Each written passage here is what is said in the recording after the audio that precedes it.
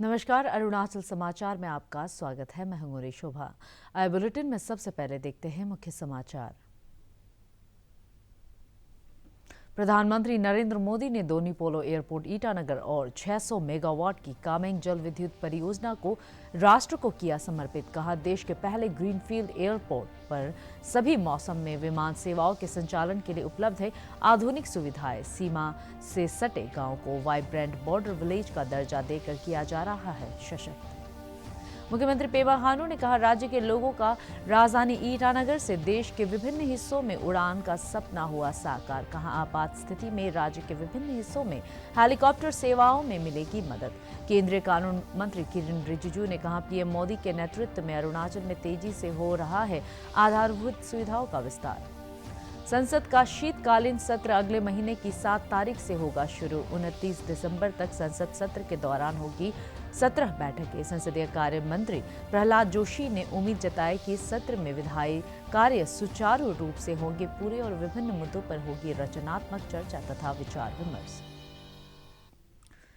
प्रधानमंत्री नरेंद्र मोदी ने आज दोनी पोलो एयरपोर्ट ईटानगर का उद्घाटन किया। इस अवसर पर राज्यपाल डॉक्टर बी.डी. मिश्रा, मुख्यमंत्री पेमा खांडू, केंद्रीय कानून मंत्री किरेन रिजिजू, सांसद तापिर गाव और नाबम रेबिया, उप मुख्यमंत्री चाउना मैन, विधानसभा अध्यक्ष पासांग दोरजी सोना सहित राज्य मंत्रिमंडल के कई सदस्य, विधायक, ईटानगर के मेयर तामे फासांग, केंद्र और राज्य के आला अधिकारी मौजूद थे।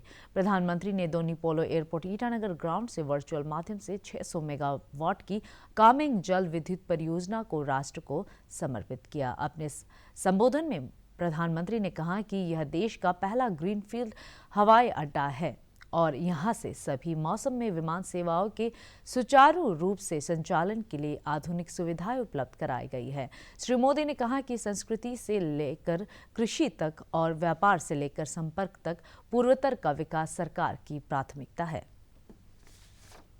इतना दूर है, नॉर्थ इतना दूर है, दूर सुदूर सीमा पर बसे लोगों को पहले आखिरी गांव माना जाता था, लेकिन हमारी सरकार ने उन्हें आखिरी गांव नहीं, आखिरी छोर नहीं, बल्कि देश का प्रथम गांव मानने का काम किया।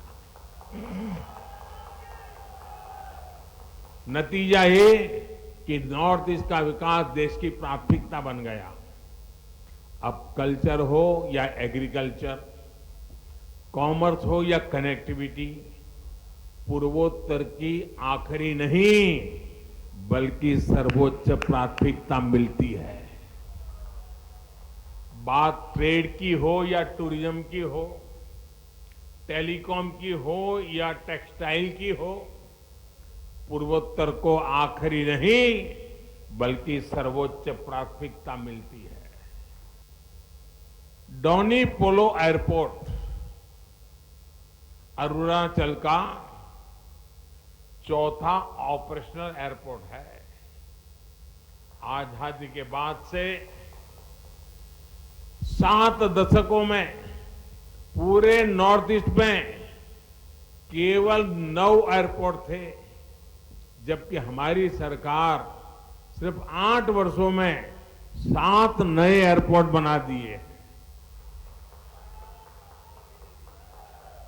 यहां कितने ही ऐसे क्षेत्र हैं जो आजादी के 75 वर्ष बाद अब एयर कनेक्टिविटी से जुड़े हैं।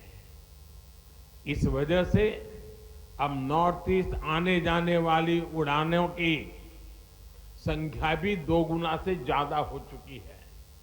साथियों, ईटानगर का ये दोनी पोलो एयरपोर्ट अरुणाचल प्रदेश के अतीत और संस्कृति का भी गवाह बन रहा है। और मुझे बताया गया, प्रेमा जी बता रहे थे कि डोनी यानी सूर्य और पोलो चंद्रमा को कहते हैं। और मैं अरुणाचल की डोनी पोलो संस्कृति से भी, उसमें भी विकास के लिए एक सबक देखता। प्रधानमंत्री नरेंद्र मोदी ने कहा है कि केंद्र सरकार सीमा से सटे गांवों को वाइब्रेंट बॉर्डर विलेज का दर्जा देकर स्थानीय लोगों को सशक्त बनाने को प्राथमिकता दे रही है ताकि सीमावर्ती इलाकों से पलायन की समस्या पर काबू पाया जा सके। दोनीपोलो एयरपोर्ट ईटानगर के उद्घाटन समारोह को संबोधित करते हुए प्रधानमंत्री ने कहा कि अब सीमा से सटे हर गांव से संभावनाओं के नए द्वार खुलेंगे और वहीं से समृद्धि की शुरुआत होगी। श्री मोदी ने कहा है कि वर्ष 2014 से शुरू की गई हर गांव बिजली पहुंचाने के अभियान का बहुत बड़ा लाभ अरुणाचल प्रदेश के गांवों को भी हुआ है। अरुणाचल प्रदेश में विकास की जो यात्रा रफ्तार पकड़ चुकी है, इसे हम गांव-गांव तक, घर-घर तक पहुंचाने के मिशन पर काम कर रहे हैं। हमारा प्रयास है कि सीमा से सटे गांवों का वाइब्रेंट बॉर्डर विलेज का दर्जा देकर उन्हें सशक्त बनाया जाए। जब सीमा पर सटे हर गांव में संभावनाओं के नए द्वार खुलेंगे, वहीं से समृद्धि की शुरुआत होगी। वाइब्रेंट बॉर्डर विलेज प्रोग्राम के तहत सरहदी गांवों में पलायन को रोकना और वहां पर्यटन को बढ़ावा देने की योजना पर तेजी से काम हो रहा है। सरकार द्वारा सीमावर्ती क्षेत्रों के युवाओं को एनसीसी से जोड़ने के लिए एक विशेष अभियान चल रहा है। प्रयास ये है कि बॉर्डर किनारे पर बसे गांवों, वहां के युवाओं को एनसीसी में ज्यादा से ज्यादा भागीदारी हो। एनसीसी से जुड़ने वाले इन गांवों के बच्चों को सेना के अफसरों की ट्रेनिंग मिलेगी। इससे युवाओं के उज्जवल भविष्य का रास्ता तो तैयार होगा ही, साथ ही उनमें देश के प्रति सेवा का एक जज्बा भी और ज्यादा पैदा होगा और ज्यादा बढ़ेगा। साथियों, सबका साथ सबका विकास के मंत्र पर चलते हुए डबल इंजन की सरकार अरुणाचल के विकास के लिए, लोगों की ईज ऑफ लिविंग के लिए प्रतिबद्ध। मुख्यमंत्री पेमा खांडू ने कहा है कि दोनीपोलो एयरपोर्ट ईटानगर के शुभारंभ से देश के अन्य हिस्सों से ईटानगर के बीच एयर कनेक्टिविटी का राज्य के लोगों का सपना साकार हुआ है। उन्होंने कहा कि आपात स्थिति में राज्य के विभिन्न हिस्सों में हेलीकॉप्टर सेवाओं में भी ईटानगर एयरपोर्ट सहायक होगा। मुख्यमंत्री ने कहा कि वर्तमान में राज्य में 1139 मेगावाट जल विद्युत का उत्पादन हो रहा है, जिसमें से 734 मेगावाट क्षमता पिछले 6 वर्षों में जोड़ी गई है। दोनीपोलो एयरपोर्ट खुद प्रधानमंत्री दिल्ली से उड़ के यहाँ पे लैंडिंग हुआ, तो हम पूरे अरुणाचल के लिए कितना गर्व का बात है। कनेक्टिविटी क्षेत्र में हमेशा प्रधानमंत्री का फोकस नॉर्थ ईस्ट इंडिया और अपना अरुणाचल प्रदेश को हमेशा टॉप प्रायोरिटी में लेके चला है। मैं प्रधानमंत्री जी का बहुत आभारी हूँ कि एयर कनेक्टिविटी में ये ग्रीनफील्ड दोनीपोलो एयरपोर्ट पहला हमारा प्रोजेक्ट है। उससे पहले आपके मदद के कारण से जितने भी जो 1962 में हमारा एडवांस लैंडिंग ग्राउंड जो डिफंक्ट होके बैठा था, आपने 9 एडवांस लैंडिंग ग्राउंड पिछले 8 सालों में बन के पब्लिक को डेडिकेट कर दिया और उन जो एयरपोर्ट है उसमें उड़ान के अंतर्गत से कनेक्टेड हो चुका है। अभी आज थोड़ा देर बाद माननीय प्रधानमंत्री जी इसका दोनीपोलो एयरपोर्ट का उद्घाटन करेंगे। ये एयरपोर्ट उद्घाटन होने के बाद हमारा मिनिस्ट्री ऑफ सिविल एविएशन और हिंदुस्तान एरोनॉटिक्स लिमिटेड के माध्यम से अरुणाचल को जो स्पेशल फ्लाइट डोनियर 228 जो फ्लाइट दिया हुआ है, यहाँ ईटानगर से बाकी जितने भी एडवांस लैंडिंग ग्राउंड हम लोग ने बना के रखा है, वहां में with in the state connectivity काफी बढ़ जाएगा। एयरपोर्ट ऑपरेशनल होने के बाद हमारा ईटानगर एरिया और पूरे अरुणाचल का इकोनॉमिक एक्टिविटीज बहुत आगे तक लेके जा पाएगा। टूरिज्म में बहुत हद तक हम लोग आगे जा पाएगा। आज दूसरा जो प्रोजेक्ट जो डेडिकेट हो रहा है वो है हमारा कामिंग हाइड्रो इलेक्ट्रिक 600 मेगावाट। आप लोगों का इंफॉर्मेशन के लिए मैं ये बताना चाहेगा कि 8 साल पहले अरुणाचल प्रदेश का पावर जनरेशन केवल 400 मेगावाट था। अभी आज इस 600 मेगावाट होने के बाद इसका बीच में और भी हम लोग ने जनरेशन किया, कुल मिला के अराउंड 1200 मेगावाट का जनरेशन कैपेसिटी अरुणाचल में आ जाएंगे। हमारा जो पोटेंशियल है वो हाइड्रो सेक्टर में काफी पोटेंशियल है और जैसे मैंने कहा कि 600 मेगावाट और नॉर्थ ईस्ट का सबसे बड़ा हाइड्रो इलेक्ट्रिक प्रोजेक्ट है और बहुत ही जल्दी हमारा जो lower Subansiri project 2000 megawatt next year बन के तैयार हो जाएगा, वो सबसे बड़ा प्रोजेक्ट हो जाएगा। और उससे भी बड़ा प्रोजेक्ट माननीय प्रधानमंत्री जी ने पीआईबी में ऑलरेडी क्लियरेंस हम लोगों को मिल गया है, 2880 मेगावाट वो हमारा दिबांग में ईस्टर्न अरुणाचल में बनेंगे कि अपने आप में प्रधानमंत्री जी रिकॉर्ड बनाएंगे और अपने आप फिर प्रधानमंत्री जी उसी रिकॉर्ड को प्रधानमंत्री जी ही तोड़ेंगे। केंद्रीय कानून मंत्री किरण रिजिजू ने कहा है कि पीएम मोदी के नेतृत्व में केंद्र सरकार ने अरुणाचल प्रदेश में आधारभूत सुविधाओं से जुड़ी परियोजनाओं की बाधाओं को दूर करते हुए स्थानीय लोगों के हित में त्वरित गति से कार्य को पूरा किया है। दोनी पोलो एयरपोर्ट ईटानगर के उद्घाटन समारोह को संबोधित करते हुए श्री रिजिजू ने कहा कि परियोजनाओं के लिए भूमि उपलब्ध कराना राज्य सरकार की जिम्मेदारी है। इसके बावजूद केंद्र सरकार ने दोनी पोलो एयरपोर्ट ईटानगर के लिए भूमि के मुआवजे के भुगतान के साथ ही समय पर धन राशि उपलब्ध कराकर परियोजनाओं को प्राथमिकता से पूरा किया है। श्री रिजिजू ने कहा कि भौगोलिक चुनौतियों के बावजूद कामेंग जल विद्युत परियोजना से विद्युत आपूर्ति शुरू होने से राज्य की ऊर्जा जरूरतों को पूरा करने में मदद मिलेगी। होलोंगी के इस भूमि में ऐतिहासिक कार्यक्रम के लिए अरुणाचल प्रदेश को एक ऐसा तोहफा देने के लिए जो आए हैं, हमेशा हमेशा के लिए अरुणाचल प्रदेश का विकास का चित्र को बदल देने वाला इस कार्यक्रम में पधारे हुए आदरणीय प्रधानमंत्री नरेंद्र मोदी जी को मैं स्वागत करना चाहता हूं। कई सालों से हम लोगों ने ये सपना देखा, हमारा तमन्ना थे ये कि हमारा भी राजधानी में एक एयरपोर्ट हो।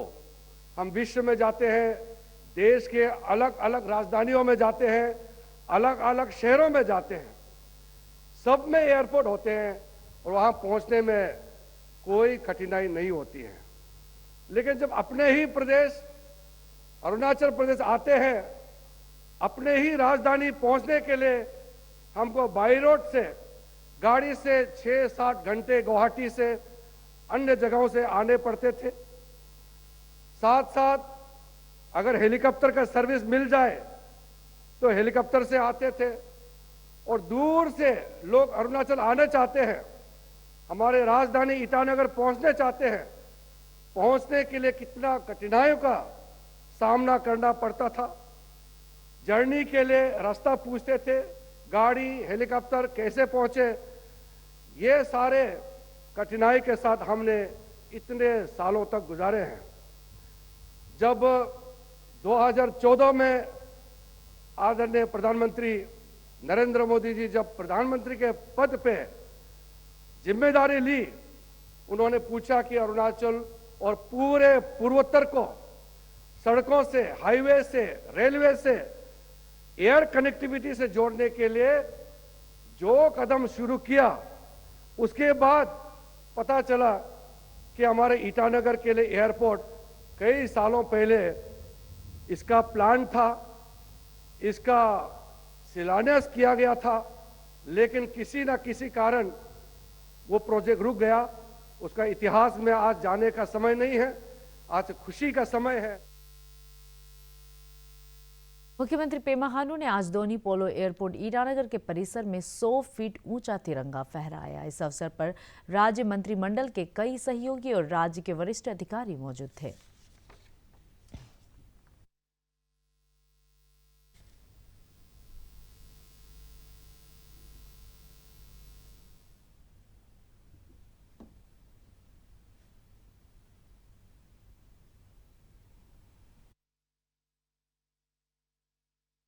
संसद का शीतकालीन सत्र अगले महीने की 7 तारीख से शुरू होगा और 29 तारीख तक चलेगा। संसदीय कार्य मंत्री प्रहलाद जोशी ने बताया कि 23 दिन के इस सत्र में 17 बैठकें होंगी। उन्होंने आशा व्यक्त की कि इस सत्र में विधायी कार्य सुचारू रूप से होंगे और विभिन्न मुद्दों पर रचनात्मक चर्चा तथा विचार विमर्श होगा।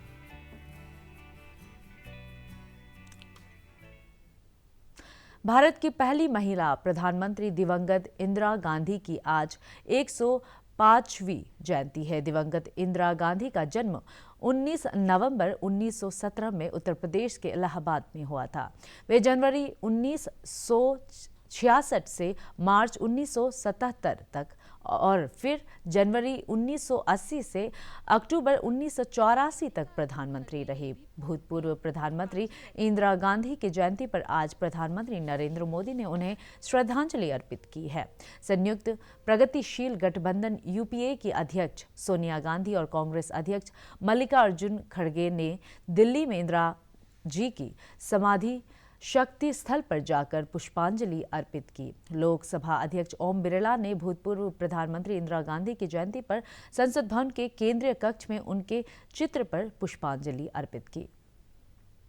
Arunachal Pradesh delimitation demand committee ने राज्य के विधानसभा क्षेत्रों के डेलिमिटेशन की प्रक्रिया को जल्द पूरा करने की मांग की है। कमेटी के अध्यक्ष रेगुंग नवाम ने कहा है कि 2 दशक के बाद भी राज्य सरकार ने अभी तक डेलिमिटेशन कार्य को पूरा नहीं किया है। गौरतलब है कि अरुणाचल प्रदेश में विधानसभा क्षेत्र के पुनः सीमांकन का मामला उच्चतम न्यायालय में विचाराधीन है।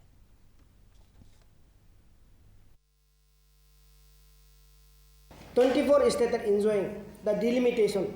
Why not these 4 states are not enjoying the American? Why we are not enjoying our own rights? जो डिलिमिटेशन के लिए तो पॉपुलेशन चाहे जोग्राफी वो सब देखता है, उसका क्राइटेरिया तो डिलिमिटेशन कमीशन बनेगा ना, वो तो हम नहीं बना सकता। तो इसलिए गवर्नमेंट इसको कमीशन को कॉन्स्टिट्यूट करेगा, किसको कहाँ करना है, कहाँ एडजस्टमेंट करना है, क्या करना है, दैट इज टोटली कमीशन ही करेगा उसको neither I have power to interfere, no the government has power to interfere. वो तो कमीशन को ही उसका अधिकार दिया गया। संविधान में जो लिखा गया है उसका तहत पे काम करने के लिए सुप्रीम कोर्ट ने पक्का डायरेक्शन देगा। And I do hope that honourable supreme court भी उसका अभी mental application, why this 4 state only for the ground of law and order problem. Law and order तो एक बहाना करके 20 साल रुका दे रहा है ना अभी। तो अभी जब उसको इक्वलिटी आके जब डिलिमिटेशन करेगा, इक्वल रिप्रेजेंटेशन होगा ना उसमें। ये जो आंसर जो रिप्लाई दिया ना सेटिस्फैक्टरी नहीं है। यहाँ लिखा है कि पेंडेमिक का ना 2021 में सेंसस कर नहीं सका पेंडेमिक कारण से, इसलिए हम डिपार करना चाहता है। This is a lame excuse ना। You can not compromise at all to the constitution because of this letter, a single letter report to the union government, because union government they will submit as per the report made by the state government. We are not satisfied with this report. This is my argument. Arunachal समाचार के आज के अंक में इतना ही। हम कल फिर हाजिर होंगे अरुणाचल और देश दुनिया की खबरों के साथ। चलते चलते आपको बता दें कि आप अरुणाचल समाचार हमारे YouTube channel DD news Arunachal पर भी देख सकते हैं। देखते रहिए अरुण प्रभा। नमस्कार।